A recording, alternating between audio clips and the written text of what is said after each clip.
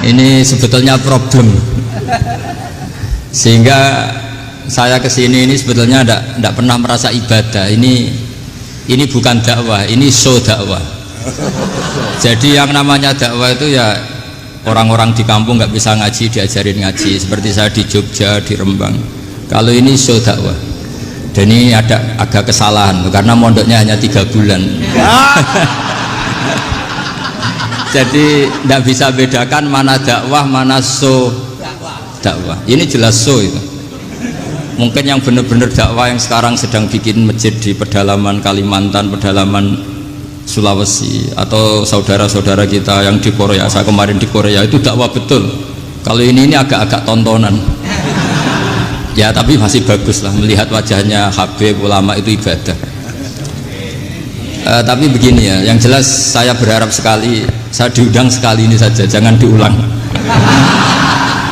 Karena mencintai ulama itu baik, tapi ngatur ulama itu dosa. Ini jadi ini harus dicatat.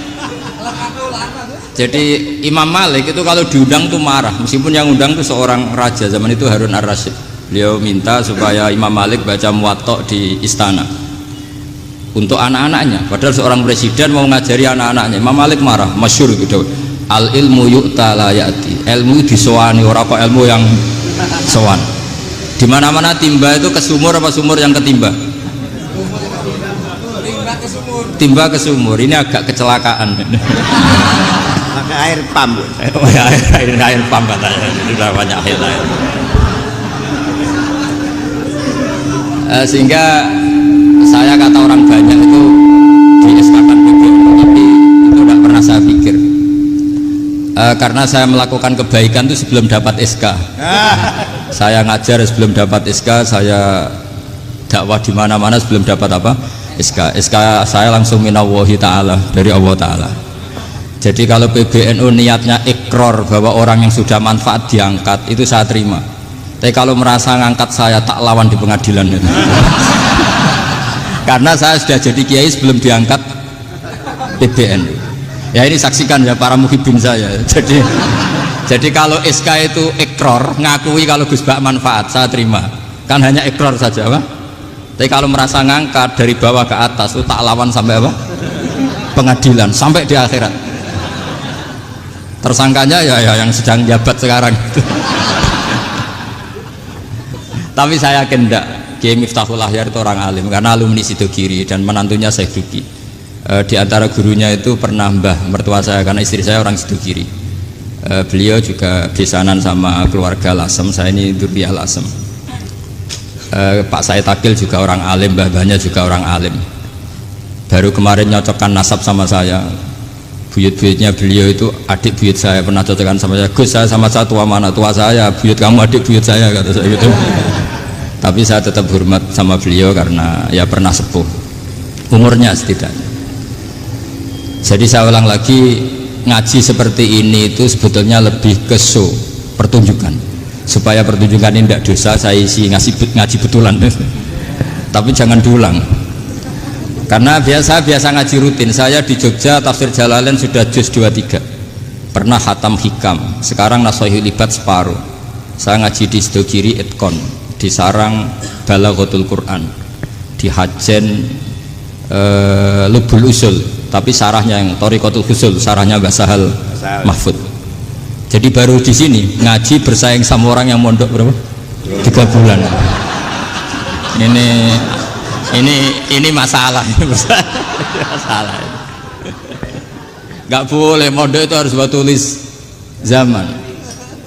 Tapi ya tidak apa-apa, mungkin lagi ini ya. Jadi kalau mondok cepet itu kemungkinannya apa? Laduni. Begini, tapi saya tertarik apa yang dikatakan Kiai Haji Abdul Manan tadi menyangkut kalimat tauhid. Saya ngaji di mana-mana bilang, kalau ngaji itu yang tahqiq itu detail. Detail itu bahasa Arabnya tahqiq. Jadi kita misalnya berpikir secara jernih, orang yang kafir 70 tahun itu pasti menjadi muslim karena melafadzkan la ilaha illallah, dan itu bi ijma'il ulama. Semua ulama mengatakan demikian. Saya ulang lagi, itu bi ijma'il ulama, karena mansus di Quran ada ayat kulil ladina kafaru iyantahu yughfar lahum ma qad salaf. Kalau orang yang kafir 70 tahun bisa dihilangkan kekafirannya hanya dengan kalimat la ilaha illallah Muhammadur Rasulullah. Berarti kalimat ini statusnya apa? Penghilang kekafiran, apa? Penghilang kekafiran. Lalu ada kelompok yang mengatakan gara-gara kalimat la ilaha illallah dan pegang patok nisan itu orang menjadi kafir. Ini kan jadi paradok. Lafat yang kita statuskan sebagai penghilang kekafiran dengan lafat yang sama orang menjadi kafir. Itu nggak ketemu nalar. Mbok nalar paling apapun tetap nggak ketemu. Kecuali tadi ya dalilnya pokoknya ngotot tadi. Itu memang kacau itu.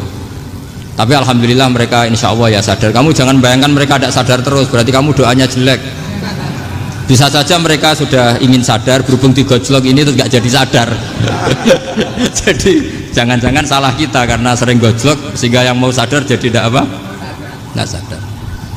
Saya tadi jam 10 sampai setengah 2 masih ngajar di pondok saya ngajar tafsir masih di Rembang sana saya. Terus saya ke Semarang Delalah Muyassar. Ya mungkin agak-agak keramat jadi tetap jam 3:4 saya bisa ketemu Habib Umar Hafid. Saya beberapa menit ya diskusi tentang manhaj beliau. Dan kebetulan saya sering belajar kitab beliau sama alumni-alumni Darul Mustafa. Meskipun saya tidak pernah ke sana tapi saya tahu betul mazhab beliau. Karena al-arwah junudun apa? Mujannada. Begini, saya sering dingendikani Mbah Mun, politik tidak jelas itu bagian dari kejelasan. Ini yang perlu dicatat. Jadi politik tidak jelas itu bagian dari apa? Kejelasan. Misalnya begini, siapa yang mengira Khalid bin Walid yang sangat musuhi Rasulullah, dia panglima orang kafir ketika ngalahkan Rasulullah di perang Uhud, akhirnya Khalid bin Walid masuk apa? Islam. Begitu juga Wahsy, qatilu ahabbin nasi ila Rasulillah, pembunuh Said Hamzah, akhirnya juga masuk Islam.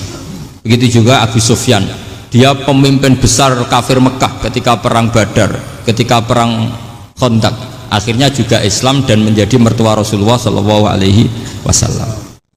Dari fakta ini kemudian banyak ulama alim yang ngambil sikap itu ya coro Jawa itu anggang-anggang. Anggang-anggang itu nggak tegas, tapi nggak tegas dari rumusan ilmu yang detail.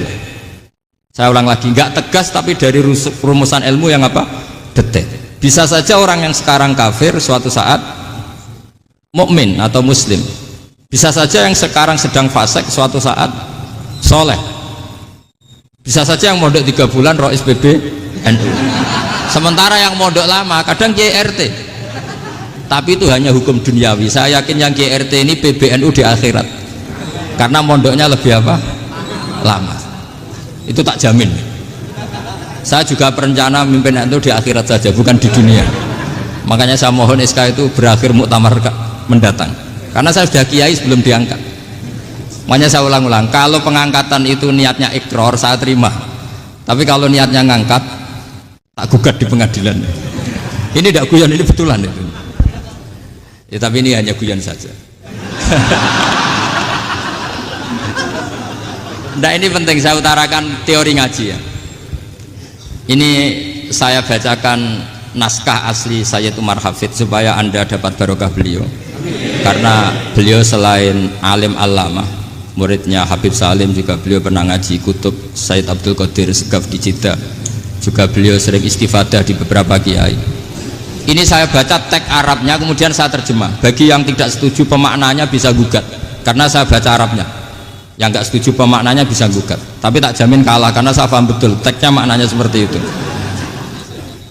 Logikanya tadi ya, ketika Rasulullah ngambil sikap tegas kepada qatilu Hamzah yaitu Wahsy, dan ketika Rasulullah ngambil sikap tegas pada orang-orang yang mengalahkan beliau di perang Uhud, kaifa yuflihu qaumun fa'alu bi anbiya'ihim hakadha, bagaimana mereka jadi orang benar atau orang yang dapat apa? Kebahagiaan kalau mereka perlakuannya seperti Nabi seperti ini, yaitu Nabi sujawajjuh masyhur wa kusirat ruba, yaitu Nabi itu wajahnya terluka, gigi serinya tanggal.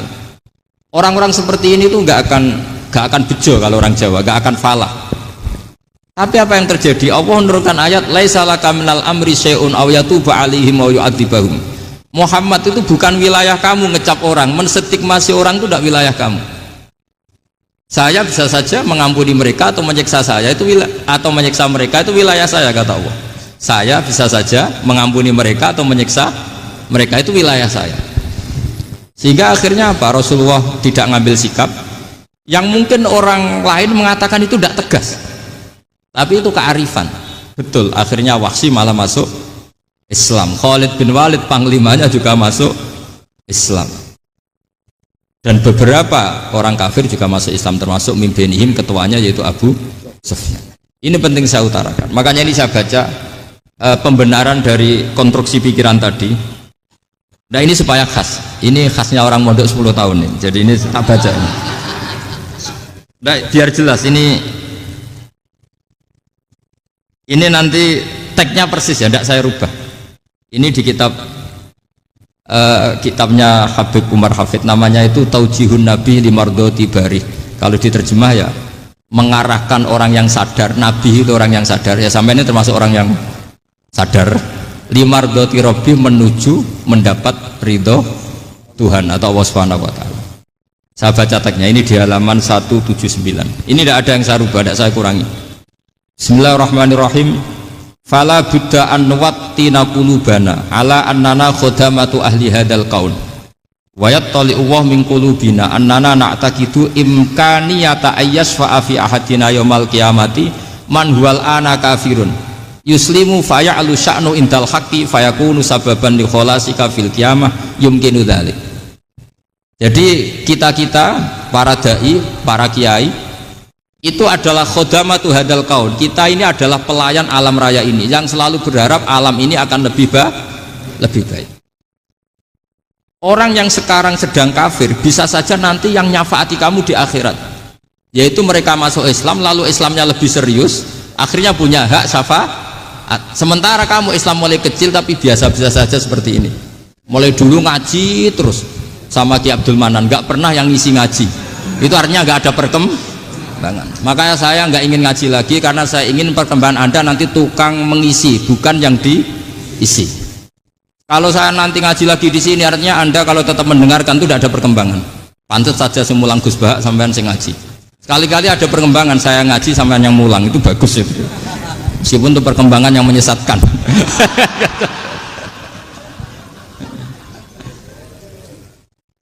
Ini penting saya utarakan. Ini dawuhnya Said Umar ya. Orang yang sekarang sedang kafir bisa saja orang ini nanti nyafaati kamu, yaitu beliau orang ini Islam, kemudian Islamnya serius, maka punya hak syafaat. Sementara kamu Islamnya biasa-biasa saja. Itu masyhur kayak Sayyidina Umar. Sayyidina Umar Islam di hari itu langsung makomnya makom yang a'la, sehingga mengalahkan yang sudah Islam lebih lama. Karena Islamnya Umar itu menjadi izzatul Islam betul. Makanya jangan benci orang tegas teman-teman, kadang ya ada baiknya. Abu Bakar itu sudah Islam tapi layinal janib, orangnya santun. Kalau dipisai orang yang menengahi lah, kira-kira seperti itu. Begitu juga Bilal, Ammar, Suhaib. Singkat cerita, Rasulullah itu sering dibully ya, sering disiksa orang-orang kafir. Rasulullah berharap, wah kalau yang Islam gini terus repot. Melihat Umar ini petarung di pasar Uka, dia dapat uang itu kalau tarung, menangan. Kata Rasulullah, kalau ini yang Islam ya bagus. Beliau berdoa, Allahumma aizal Islam bi Umar. Itu kira-kira 2 hari dari doa beliau, Umar masuk Islam. Itu pertama masuk Islam itu orang-orang kafir diparani. Kalau kamu ganggu Rasulullah Muhammad tak bunuh. Semenjak itu orang kafir yang gentenan sembunyi. Sehingga kata para mereka yang Islam selalu jaya mut aslama Umar, ketika Umar masuk Islam. Itu dalam 1 hari Islam itu Rasulullah sudah ngendikan Umar yang Islam sehari ini imannya kalau ditimbang separuh ahli dunia masih unggul sama Islamnya Umar. Nah bisa saja seperti itu. Jadi saya minta sama teman-teman yang mencintai ilmu, tidak tegas itu bagian dari ketegasan dalam ilmiah, karena kita ini tidak mengendalikan dunia, tidak mengendalikan hidayat, hanya Allah piyambak yang ngasih hidayat. Maka sikap kita laisalaka minal amri syai'un aw yatuba alaihim aw yu'adzibahu. Rasulullah yang ahabbul khalqi ilallah saja tidak boleh tegas, karena semuanya potensi itu ada. Cuma kita tegas dalam kebenaran saja, tapi nggak perlu tegas dalam mengawal kebenaran. Kenapa demikian? Karena Islam ini agama yang akan dijaga Allah ila yaumil. Yang jaga Islam bukan PBNU, bukan PP Muhammadiyah, bukan kiai. Yang menjaga Islam namun Allah Subhanahu wa ta'ala. Makanya Sayyidina Umar itu kalau disuruh mikir Islam itu nggak mau betul. Masyhur itu dalam tarikh-tarikh. Umar mimpin itu sukses, banyak futuhat. Singkat cerita akhirnya orang tuh kelangenan, wah kalau Umar meninggal kayak apa. Sehingga Abdullah bin Umar setiap jalan-jalan tuh dibully, kalau sekarang dibully. Ya Abdullah bin Umar, bapak kamu itu gimana? Sudah sepuh mau meninggal kok tidak suksesi. Kalau saja ada orang penggembala kemudian meninggalkan kambingnya di hutan, kamu anggap orang yang mudoyik enggak, menyanyiakan kambing itu enggak? Ya iya, kata Abdullah bin Umar. Apalagi amru hadil umat ini mau ditinggal gelanggang, nanti suatu saat Umar meninggal. Mbok yo suksesi supaya jelas. Logika itu diaturkan ke Umar radhiyallahu anhu, ke Sayyidina Umar. Pertama Umar agak tertarik dengan logika itu. Lama-lama beliau marah. Tidak jadi. Saya tetap tidak akan istikhlaf, tidak akan suksesi. Dan saya tidak akan mikir Islam, katanya. Islam akan diurus oleh Allah Subhanahu. Terus beliau ngendikan, Islam ini jalan ketika ditinggal Abu Bakar. Bahkan ketika ditinggal ahabbul khalqi illallah, akramul khalqi indallah, yaitu Rasulullah Muhammad sallallahu alaihi wasallam. Coba Islam dulu dipimpin Abdul Qadir ketua wali, dipimpin Wali Songo, dipimpin orang top-top. Sekarang dipimpin mondok 3 bulan jalan. Karena Islam yang ngatur Allah Subhanahu wa ta'ala. Jadi ini penting. Lo coba ustadz tuh banyak yang nggak bisa ngaji loh. Tapi ya laku ya nggak masalah. Lo saya kemarin di Korea seminggu. Itu TKI jadi khotib, ada yang jadi mufti, ada yang jadi suriah. Itu ada yang di sana jadi suriah, pulang ke kampung angon kambing lagi. Loh itu teman saya kenal. Suriah Korea. Iya Suriah Korea tapi. Artinya gini, bahkan masjid semua yang di Korea itu didirikan oleh TKI dan TKW. Mereka digerakkan Allah untuk mikir agama, karena agama ini milik Allah. TKI saja mikir. Makanya ini penting, yo dakwah tapi tauhidnya sing kenceng, jangan dakwah kenceng tauhidnya kendor. Itu bahaya betul. Saya ulang lagi ya, ini dawuh Habib Umar. Jadi kata beliau, fala budda an wattina kulubana. Kita harus yakin seyakin-yakinnya bahwa semua kemungkinan itu mungkin. Makanya masyhur dalam tarikh ketika kafir Quraisy mau disiksa oleh para malaikat karena mereka sering menyakiti Nabi, kata Nabi gimana? Jangan. Saya berharap kalau bapaknya tidak mukmin, suatu saat anaknya mukmin. Masyhur dalam tarikh. Musuh Nabi besar siapa? Walid bin Mughirah. Punya anak Khalid bin Walid. Abu Lahab punya anak Jarrah, itu mukminah yang baik. Abu Jahal punya anak Ikrimah, itu mukmin yang baik. Di Indonesia lebih hebat lagi. Bapaknya ra iso maca Quran, anaknya hafid. Bapaknya utun ra tamat SD, anaknya jadi dekan. Di Indonesia banyak orang nggak siapa-siapa, anaknya jadi presiden, anaknya jadi menteri. Artinya jangan karena bapaknya kafir kamu nganggap anak turunnya pasti selalu kafir. Teori itu sudah salah zaman Rasulullah. Yaitu Walid akhirnya punya anak Khalid, Abu Lahab punya anak Jarrah, terus siapa? Abu Jahal punya anak siapa? Ini penting saya utarakan karena dakwah kalau terlalu semangat nanti kalau menghilangkan tauhid bahaya. Tetap innal huda. Uni Soviet kayak apa? Mengkooptasi negara-negara sekelilingnya sampai jadi Zuni. Tapi apa yang terjadi? Uni Soviet yang runtuh, persemakmurannya semua rata-rata jadi negara apa? Islam, kayak Uzbek, kayak Ceknya, kayak apa-apa. Karena agama ini diurus Allah. Sehingga kalau dalam, tapi kamu ngitmai agama nggak apa-apa. Makanya istilahnya Habib Umar, khodamah itu pelayan, nggak apa-apa. Kita ngitmai agama itu nggak apa-apa. Dengan ngitmai terus mikir nggak apa-apa. Tapi jangan mikir yang merasa kalau kita mati, wah nanti agama ini kukut karena saya mati. Kamu itu siapa? Agama Islam ini tidak pernah dipasrahkan kamu. Diurus oleh Allah Subhanahu wa ta'ala sendiri. Sehingga ketika Wali Songo meninggal, agama ini tambah kuat sampai sekarang. Kecil saya itu kalau pengajian susahnya bukan main, harus izin sana sini. Sekarang setiap pengajian polseknya datang, polresnya datang, nggak ada intel, nggak ada apa. Padahal kiai dulu sama kiai sekarang itu kira-kira alim mana? Raden kiai dulu.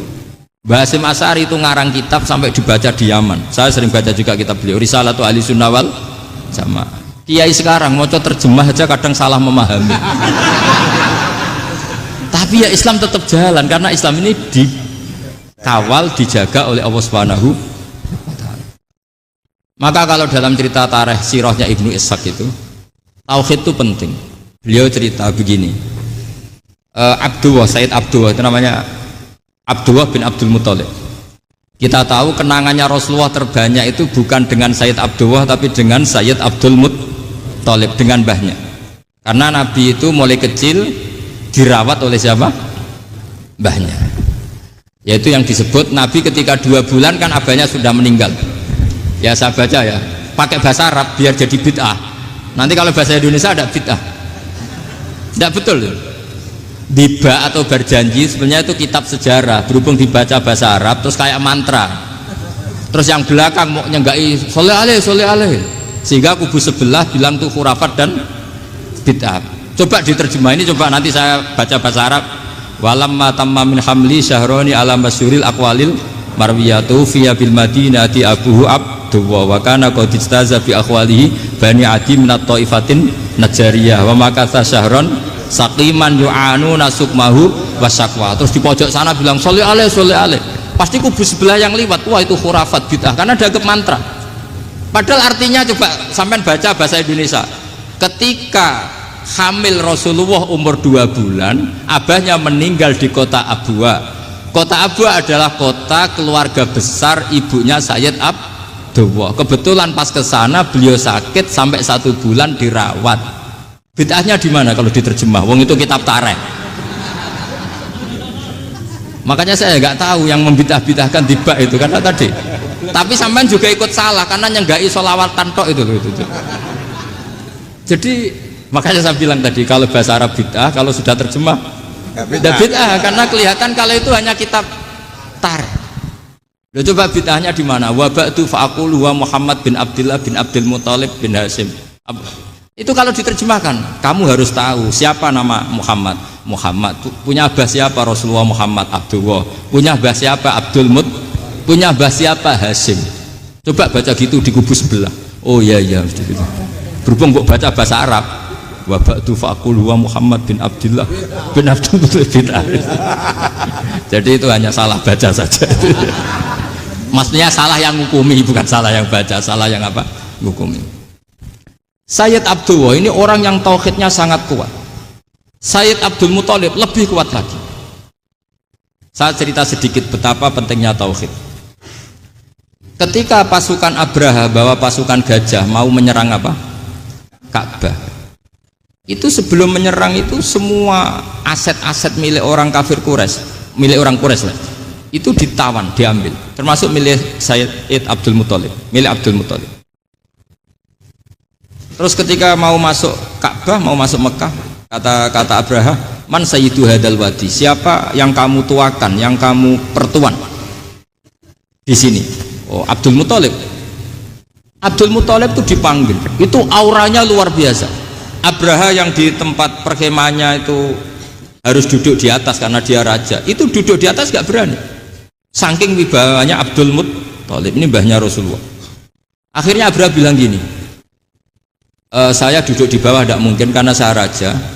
Kamu duduk jejer saya tidak mungkin karena nanti umat saya kecewa karena raja kok disaingin gitu. Ya sudah, sambil berdiri-diri kita ngomong. Akhirnya Sayyid Abdul Muthalib tadi diomongin gini, saya itu tidak ingin merusak orang-orang Mekah, orang-orang Quraisy. Saya hanya kecewa punya tempat ibadah dikencingi, diberakin sehingga saya mau merubuhkan Ka'bah. Tapi dengan damai, nggak ada perang. Apa jawabnya Abdul Muthalib? Lucu. Nggak apa-apa Ka'bah kamu robohkan, silakan, nggak apa-apa. Yang penting unta saya yang kamu sita kembalikan. Harta saya yang 100 unta kamu sita kamu kembalikan. Itu Abraha kagetnya bukan main. Kaget karena kamu itu pemimpin apa? Tadi saya hormat kamu karena kamu tak anggap orang hebat. Hadhil Ka'bah dinu abaika, ini Ka'bah itu agama kamu. Pas saya hancurkan kok kamu tenang-tenang saja. Padahal pas mau saya hancurkan kamu tenang-tenang saja, malah tanya unta kamu itu gimana? Apa jawabnya Abdul Muthalib? inna lihadzal baiti rabban hamahu, sebab Ka'bah itu ada yang punya dan pasti akan melindungi Ka'bah. Tapi kalau unta itu milik saya, ini urusan saya, ini unta. Jadi inna lihadzal baiti rabban hamahu itu tidak milik saya, itu ada yang punya. Ya sudah, biar yang punya aja yang jaga, itu tidak urusan saya. Akhirnya unta dikembalikan, aman deh, Untung double. terus akhirnya dia ke Ka'bah. Fa'akhudha bi halaqatil bab, karena dulu apa itu halaqatil bab, karena dulu itu yang dipakai apa itu pegangan itu bentuknya apa, bulat, makanya diistilahkan halaqah apa, bulat.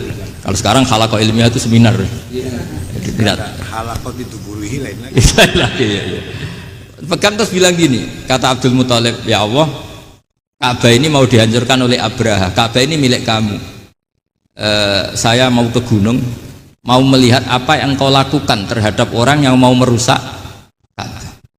Terus Abdul Muthalib bilang ke umatnya, wa ya qaumi, ayo kita ke gunung melihat ma fa'ala rabbuna, apa yang akan dilakukan Tuhan kita terhadap orang yang mau menghancurkan Ka'bah.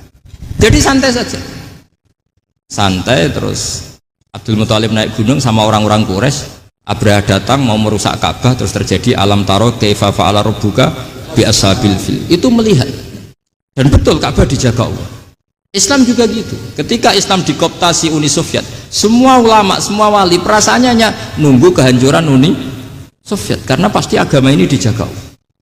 Saya setiap sholat, setiap munajat, ketika baca Rabbana lakal hamdu bil samawati wa mil'ul ardi, dulu saya iskal itu janggal. Ya Allah, engkau zat yang layak dipuji, yang pujian itu memenuhi langit dan bumi. Pikiran saya kalau bumi ateis itu mujinya kayak apa. Tapi Masya Allah, ketika saya datang di Korea, bumi ateis, ternyata di sana banyak masjid, banyak tasbih, bahkan ada sakduna di sana. Karena Allah sudah ngendikan lakal hamdu mil'us samawati wa mil'ul ardi. Dan sekarang nyata, semua bumi ateis, bumi apa saja, ada tasbihnya, ada tahmidnya. Makanya sadaqallahul adzim ketika ngendikan sanurihim ayatina fil afaq walladzi arsala rasulahu bil huda dinil haqqi liyuzhirahu 'alad dini kulli. Makanya saya mohon sekali bahwa agama ini harus kamu khidmah, tapi enggak boleh kamu pikir. Atau dibaliklah, khidmah maka memikir. Tapi tidak usah GR bahwa agama ini diserahkan sampean. Saya juga agak ridho. Agama kok diurus orang-orang kayak gini, kayak apa nasibnya? Jadi ini penting, karena rata-rata kiai alim itu tidak jelas. Terus oleh orang-orang yang nggak pernah ngaji itu, wah ini nggak jelas, nggak tegas. Islam itu harus tegas. Maksudnya tegas itu kayak apa? Tegas itu di wilayah kita. Kalau istri kamu mau diperkosa orang itu boleh tegas, itu wilayah kamu. Tapi kalau hidayat itu wilayahnya Allah Subhanahu wa Ta'ala, kita tidak pernah tahu. Bahkan yang sudah Islam saja, nyuwun sewu, itu nggak ada jaminan mati husnul. Kita tahu dalam sejarah Sa'labah itu dapat gelar hamamatul masjid, merpatinya masjid. Tapi kita tahu akhirnya Sa'labah itu apa? Su'ul khotimah. Sampai dalam Islam selalu diajarkan ya muqallibal qulub tsabbit qalbi ala din. Jadi kalau kita sendiri saja masih ingin selalu husnul khotimah, agak ada ruang untuk mudah menvonis orang lain. Makanya saya salut sekali ketika Habib Umar menulis kita semua ini mengkhidmai hadal kaun, dan selalu berharap bisa saja suatu saat orang yang sedang kafir bisa saja suatu saat muslim. Nah soal kalau yang sama yang harbi menyerang kita ya tarung. Kalau artinya kalau yang merangi kita ya kita wajib perang, kalau enggak ya habis kita. Seperti kita lakukan ketika diserang Belanda.